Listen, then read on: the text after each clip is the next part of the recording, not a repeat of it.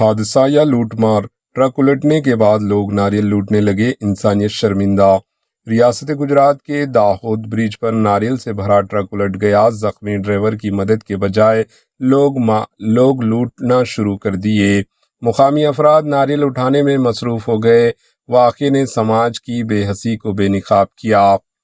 Prime minister Narendra Modi کی ریاست گجرات کے داہود علاقے سے ایک حیران کن اور افسوسناک واقعہ سامنے آیا جس نے انسانیت پر کئی سوالات کھڑے کر دیے۔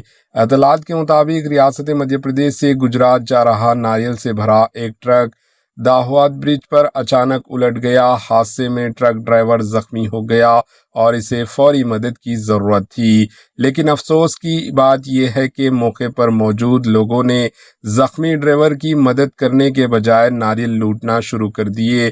ہر کوئی زیادہ سے زیادہ ناریل حاصل کرنے کی دوڑ میں لگ گیا۔ عینی شاہدین کے مطابق کچھ لوگ تو اتنے مصروف تھے کہ انہوں نے زخمی ڈرائیور کی طرف دیکھنا بھی ضروری نہیں سمجھا۔